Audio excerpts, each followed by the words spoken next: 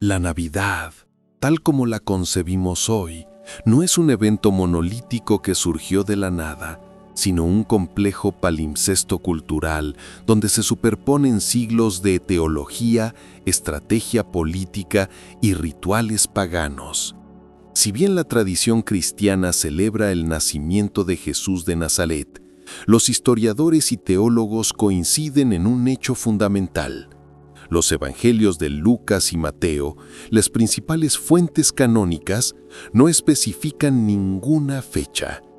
La elección del 25 de diciembre no responde a un registro histórico, sino a una magistral maniobra de adaptación cultural orquestada en los primeros siglos de nuestra era. En la Roma del siglo IV, el cristianismo, en su ascenso como religión oficial, se enfrentaba a una competencia formidable, las festividades arraigadas del solsticio de invierno. El pueblo romano ya celebraba el Dies Natalis Solis Invicti, conocido como el nacimiento del sol invicto, y las Saturnales, mientras que los pueblos germánicos del norte observaban el Yule. Todas estas fiestas compartían un denominador común: celebrar el triunfo de la luz sobre la oscuridad en el momento más crudo del invierno. La Iglesia, incapaz de suprimir estas celebraciones populares, optó por transformarlas. Fue el Papa Julio I quien, a mediados del siglo IV, fijó oficialmente la solemnidad de la Natividad en esta fecha. La lógica era simbólica y poderosa. Cristo sería presentado como el verdadero sol de justicia, sustituyendo al astro físico por la luz divina. De este modo, la Navidad absorbió las costumbres preexistentes: el intercambio de regalos de las Saturnales, el uso de vegetación perenne del norte de Europa y los banquetes comunitarios. Lo que hoy celebramos es, por tanto, el resultado de una evolución milenaria. Desde sus raíces como un festival callejero y a menudo caótico en la Edad Media, hasta su domesticación en el siglo XIX, donde la era victoriana le imprimió el carácter familiar y sentimental que hoy predomina, la Navidad ha sobrevivido gracias a su capacidad de mutar. Sin embargo, bajo las capas de la liturgia y el consumismo moderno, late el mismo corazón ancestral, la necesidad humana de reunirse y encender una luz cuando el mundo exterior se oscurece. Orígenes paganos de la festividad. Desde tiempos remotos, las comunidades humanas han observado con atención el momento más oscuro del año, cuando las noches alcanzan su longitud máxima y la luz, lentamente, comienza su regreso. Estas no eran simples observaciones astronómicas, sino rituales profundos que buscaban restablecer el vínculo entre los seres humanos y los ciclos de la naturaleza. En las regiones del norte, donde el frío y la penumbra ponían en riesgo la supervivencia, las sociedades agrícolas desarrollaron ceremonias destinadas a invocar la renovación de la tierra y la vuelta del calor. Estas prácticas nacían de una comprensión intuitiva de la interdependencia entre el clima, la cosecha y la continuidad de la vida. Estas celebraciones se manifestaban en actos colectivos que incluían hogueras, cantos, ofrendas y banquetes compartidos. Las luces encendidas simbolizaban la resistencia contra la decadencia, mientras que el intercambio de alimentos representaba una promesa de abundancia futura. En el norte de Europa se adornaban árboles verdes y se entregaban dones simbólicos, gestos que hoy parecen ajenos a su origen. Estas tradiciones no surgieron por azar. Estaban basadas en observaciones astronómicas precisas y en necesidades prácticas de cohesión social durante épocas de escasez. En el mundo mediterráneo, las festividades que precedían a esta época presentaban características similares, aunque con formas distintas. Los romanos honraban a Saturno con ceremonias que duraban varios días, durante las cuales se suspendían las jerarquías sociales, se intercambiaban regalos sencillos y se preparaban comidas copiosas. Estas actividades no solo marcaban un descanso dentro del ciclo agrícola, sino que también fortalecían los lazos comunitarios en un momento crítico del año. La inversión temporal de roles, esclavos servidos por sus amos, era una forma ritualizada de liberar tensiones acumuladas, anticipando una renovación colectiva. Esta dinámica no era exclusiva de Roma ni del norte de Europa. Culturas desde Mesopotamia hasta Asia Central también registraban eventos similares en torno al solsticio, cada una con su propia mitología, pero todas con un propósito común: asegurar el continuo del orden natural. Arqueólogos han hallado evidencias de rituales en lugares tan distantes como el antiguo Egipto y las tierras celtas, donde piedras alineadas marcaban el amanecer invernal. Estas prácticas, separadas por miles de kilómetros y siglos, compartían una misma lógica. La humanidad ha buscado siempre dar sentido a los ciclos que gobiernan su existencia. La persistencia de estas estructuras en las sociedades modernas no es casual. Aunque muchos han olvidado su origen, los gestos que repetimos cada diciembre, iluminar espacios, reunir a las personas, ofrecer regalos, conservan huellas profundas de esas antiguas formas de responder al miedo y a la incertidumbre. Estas conductas han sobrevivido porque cumplen una función psicológica esencial, transforman lo inevitable en algo significativo. El hecho de que aún las repitamos revela que no solo conmemoramos un evento histórico o religioso, sino que respondemos a una necesidad humana básica: encontrar esperanza en lo oscuro. La elección del 25 de diciembre como fecha para conmemorar el nacimiento de Jesús no surgió de una revelación teológica aislada, sino como una decisión cultural deliberada. En el Imperio Romano, los días cercanos al solsticio de invierno eran celebrados con festividades públicas de gran intensidad, donde la comunidad se reunía para honrar los ciclos de la naturaleza y reforzar la estabilidad social.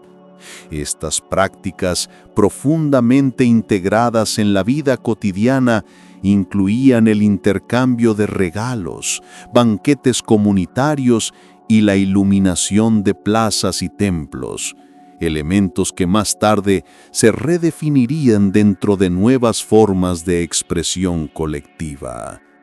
Los documentos litúrgicos de los siglos IV y V mostraban que los líderes eclesiásticos comprendían la necesidad de alinear sus conmemoraciones con calendarios ya arraigados en la población.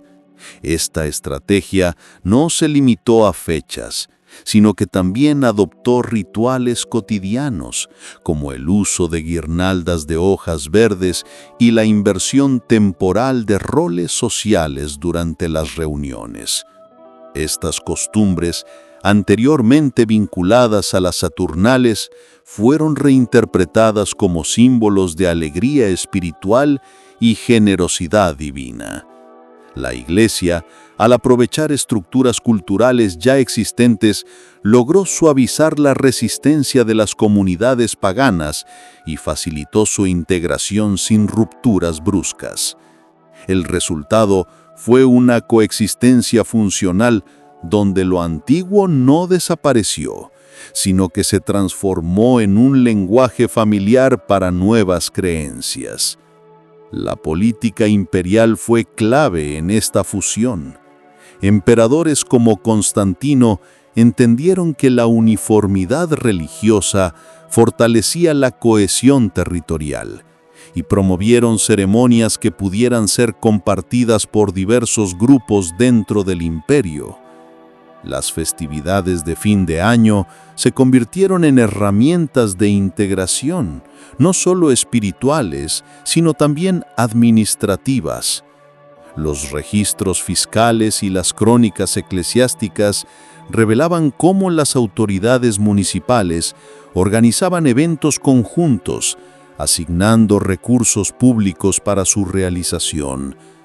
Este nivel de planificación estatal indicaba que el fenómeno trascendía lo religioso para convertirse en un mecanismo de gobierno. Las consecuencias de este proceso persisten en estructuras contemporáneas que aún reflejan esa herencia. La centralidad del tiempo festivo en el calendario económico, la priorización de la familia como núcleo de celebración y la carga simbólica de la iluminación pública son herencias directas de aquellas prácticas antiguas. Evolución hacia la tradición cristiana. La conversión de este periodo en una conmemoración religiosa no siguió un camino lineal, sino que surgió de la interacción entre decisiones teológicas, políticas y sociales a lo largo de varios siglos. En los primeros años del cristianismo, la fecha del nacimiento de Jesús no era celebrada de manera uniforme. Distintas comunidades la fijaban en momentos variados del año. Fue hasta el siglo IV, bajo el imperio de Constantino, que la Iglesia estableció el 25 de diciembre como día oficial, alineándolo con festividades paganas que celebraban el solsticio de invierno. Esta elección no fue arbitraria. Buscaba facilitar la transición cultural de pueblos que ya honraban rituales de renacimiento y luz en el periodo más oscuro del año, integrando símbolos antiguos dentro de una nueva narrativa doctrinal. A medida que pasaron los años, las prácticas litúrgicas se diversificaron según las regiones, los idiomas y las autoridades eclesiásticas. En Occidente, el rito romano impuso una estructura estandarizada que incluía misas especiales, cantos gregorianos y representaciones del nacimiento en iglesias y hogares. Mientras tanto, en Oriente, otras tradiciones mantuvieron sus propias formas de devoción, algunas de las cuales aún persisten en comunidades ortodoxas. Estas diferencias no eran meramente ceremoniales, expresaban tensiones profundas sobre cómo comprender la encarnación, la naturaleza divina y la relación entre lo sagrado y lo cotidiano.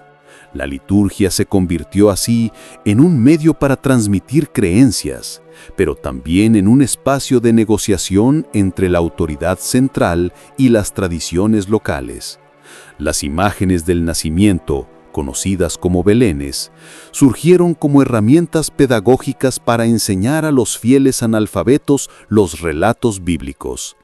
Con el tiempo, estos conjuntos escultóricos evolucionaron desde representaciones sencillas hasta composiciones elaboradas que incluían figuras humanas, animales y paisajes propios de cada región.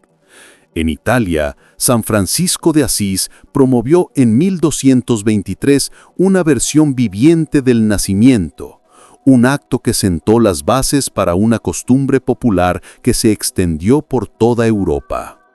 Este tipo de expresión no solo fortaleció la empatía espiritual, sino que también acercó lo divino a lo familiar, transformando el hogar en un espacio sagrado durante esta época.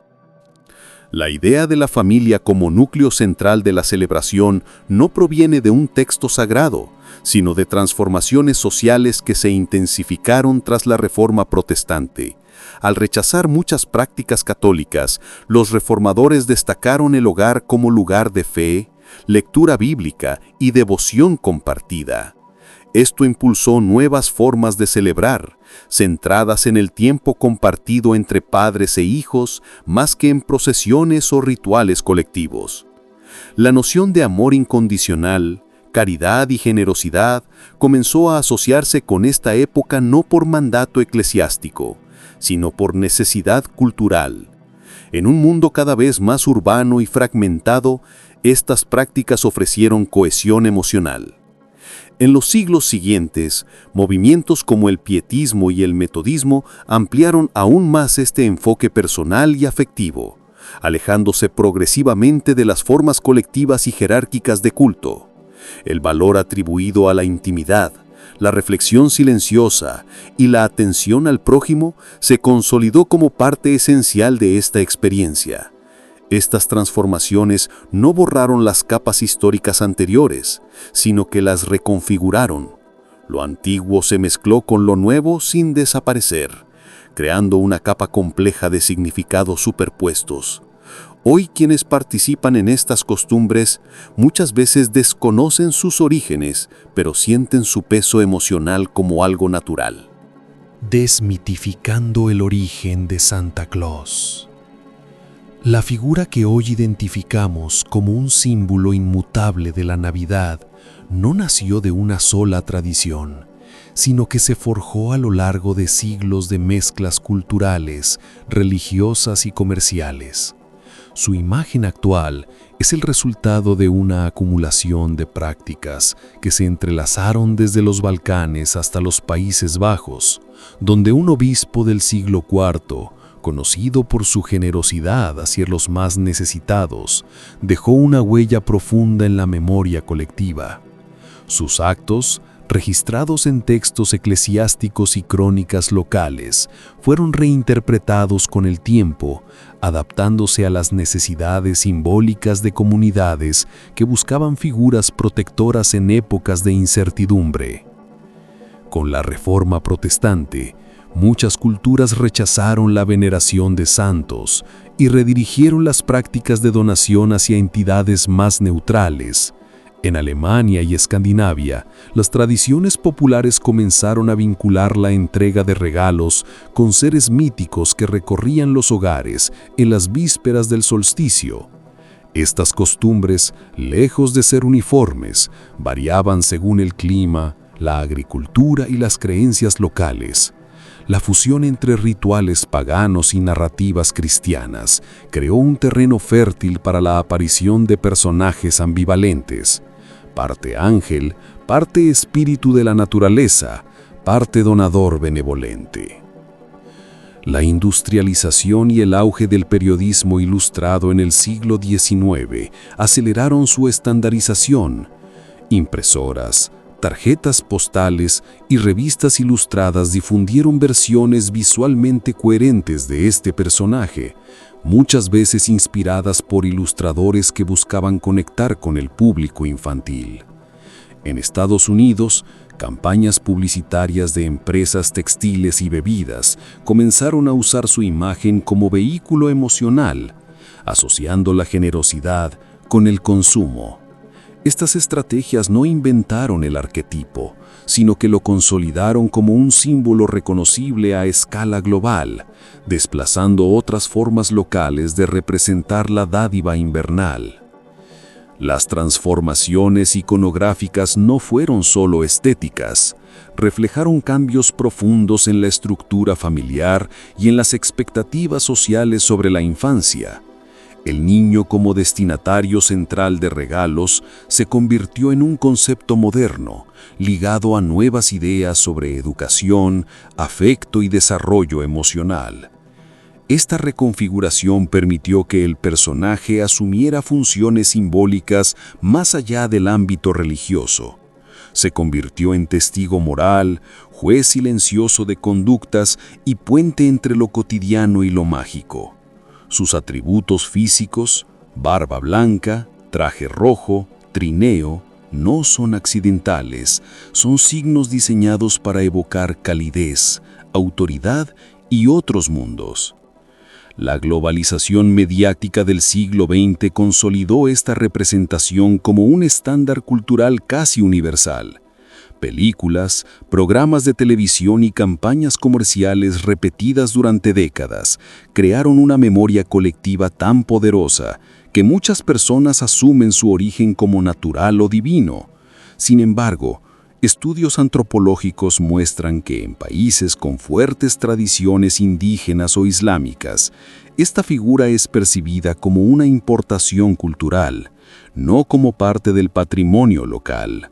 Su aceptación varía según contextos económicos, educativos y religiosos, lo que revela que su fuerza radica menos en su historia real que en su utilidad simbólica. La verdad sobre el árbol de Navidad.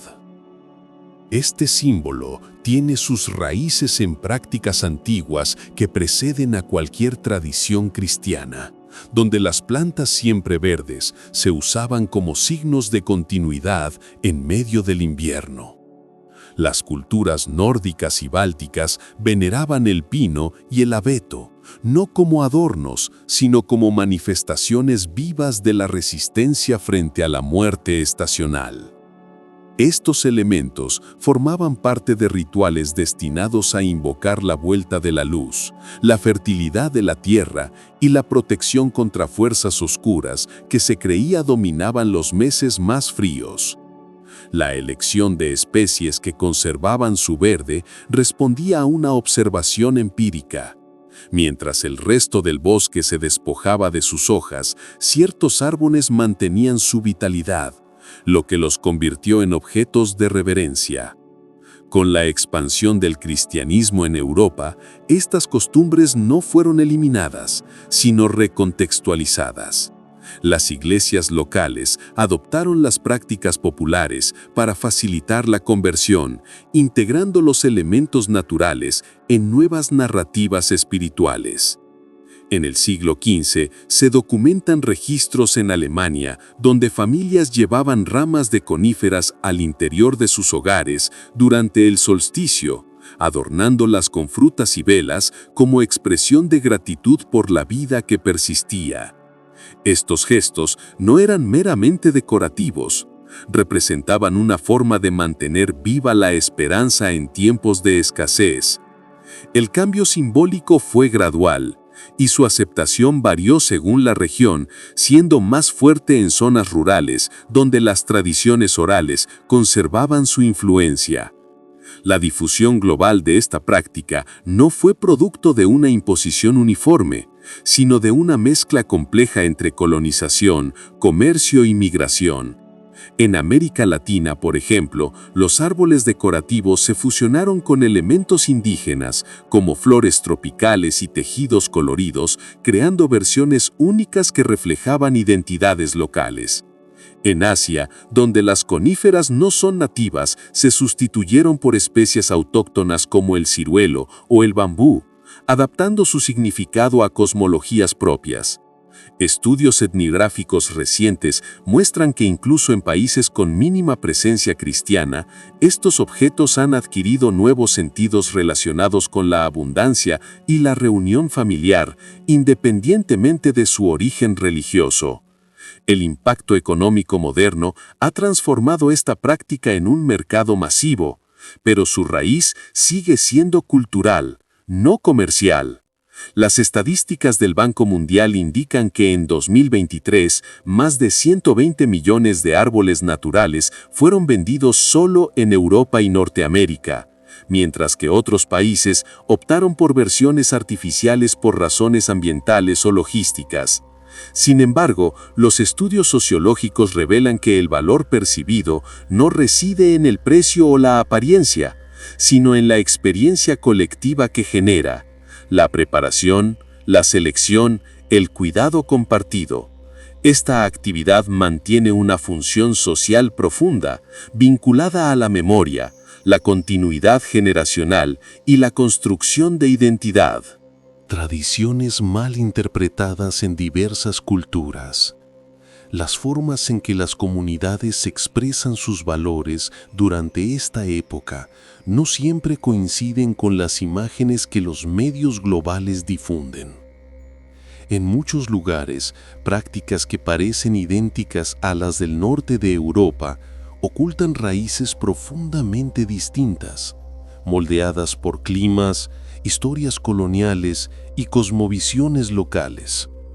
Por ejemplo, en algunas regiones de América del Sur, el intercambio de obsequios se vincula más con la reciprocidad comunitaria que con la noción individualista de generosidad promovida en otros contextos.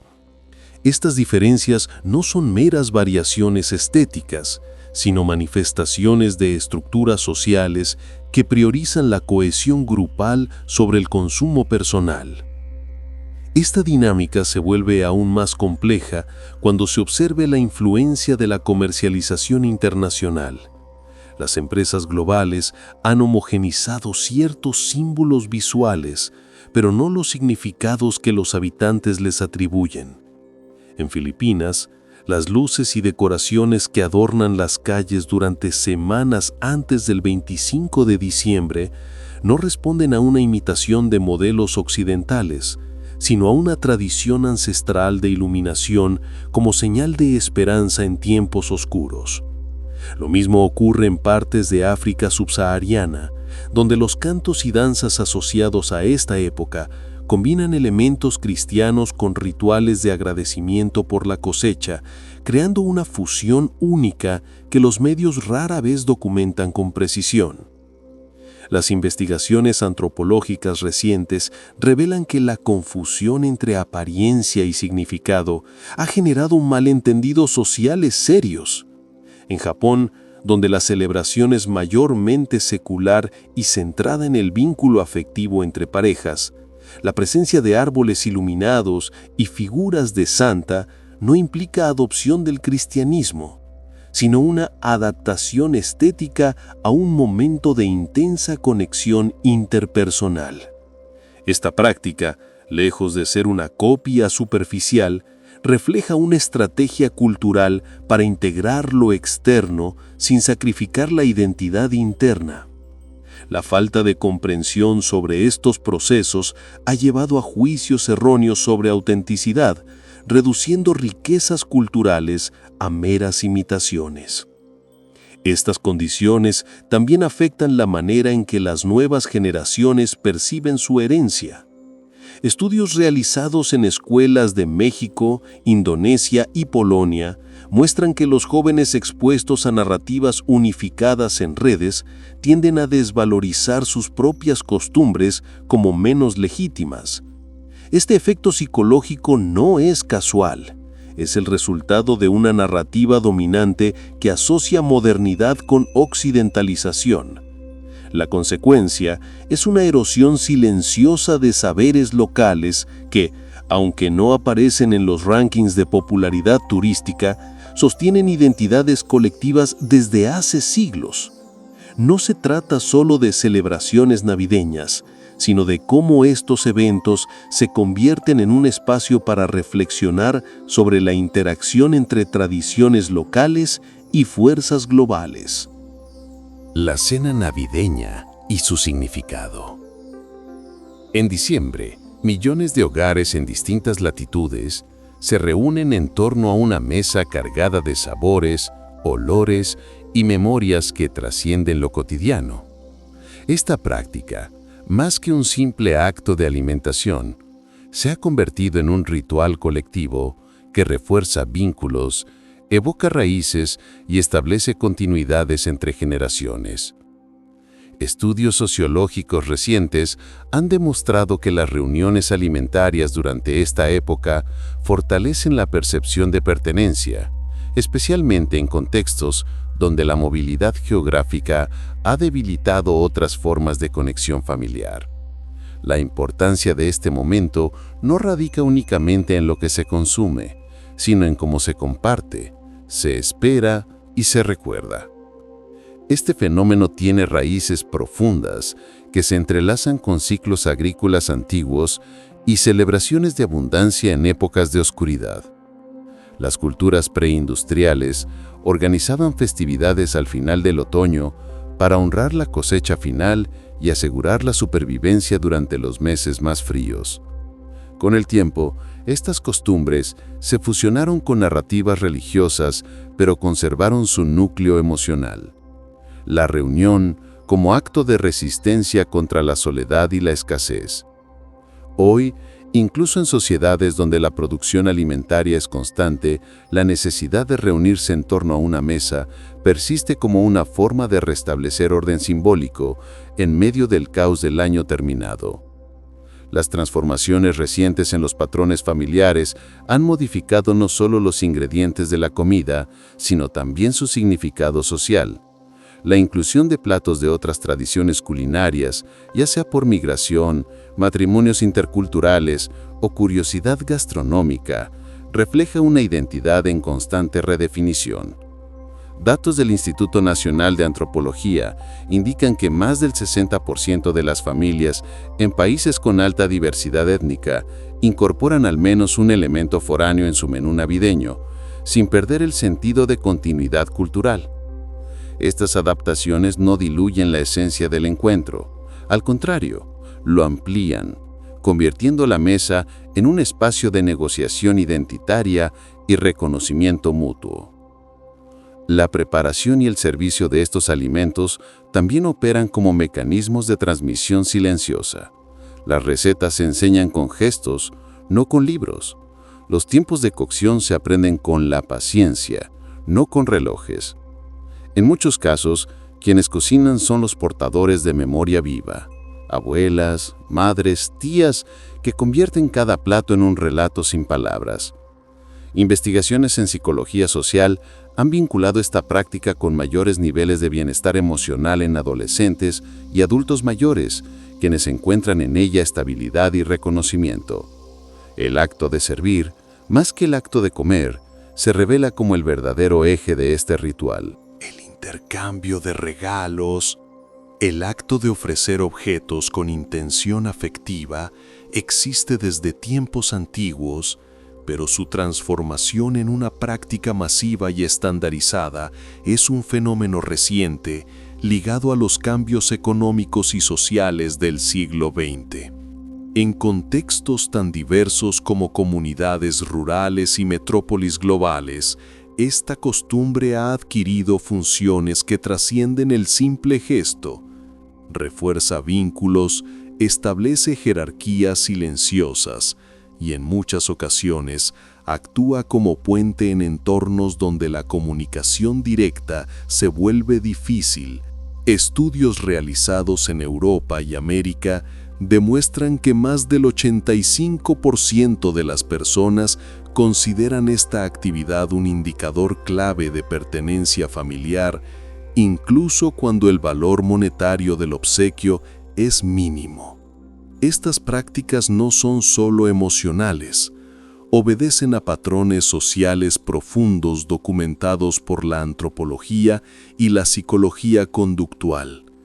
La reciprocidad implícita no siempre se manifiesta como una obligación inmediata, sino como una expectativa cultural que sostiene la estabilidad de las redes personales. Al recibir un detalle en diciembre, la persona no solo responde con gratitud, sino que internaliza una norma no escrita que influye en futuras interacciones.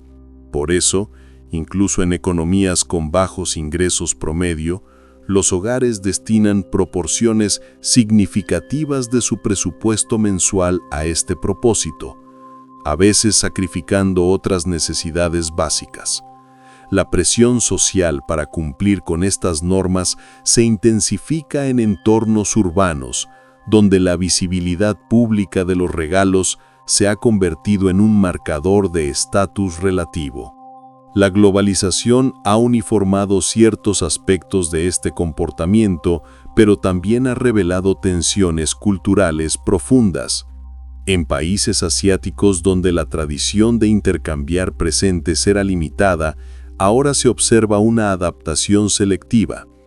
Los objetos elegidos reflejan símbolos occidentales, pero su entrega sigue reglas locales de modestia y respeto. Por otro lado, en regiones latinoamericanas, el ritual conserva su carácter comunitario, extendiéndose más allá del núcleo familiar hacia vecinos, compañeros de trabajo o incluso proveedores. Estas diferencias muestran que, aunque la forma puede parecer homogénea, los significados subyacentes varían considerablemente según el contexto. La investigación sociológica reciente señala que quienes participan en este tipo de rutinas con conciencia crítica reportan mayores niveles de satisfacción interpersonal independientemente del gasto. La Navidad en tiempos de guerra.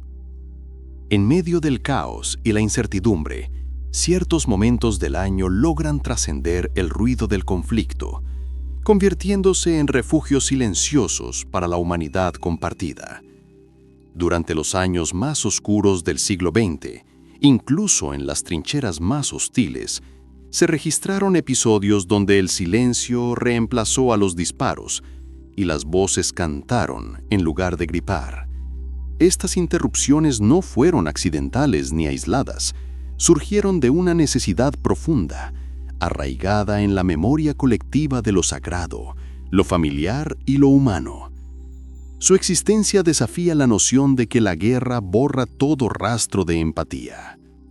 Este fenómeno alcanzó su expresión más concreta entre diciembre de 1914 y enero de 1915, cuando soldados de ambos bandos en el frente occidental abandonaron temporalmente sus posiciones para intercambiar alimentos, cigarros y canciones. Testimonios archivados por corresponsales militares y cartas personales describen escenas de compañerismo inesperado, árboles decorados con latas vacías, velas encendidas en las trincheras y partidos de fútbol jugados sobre terrenos cubiertos de nieve.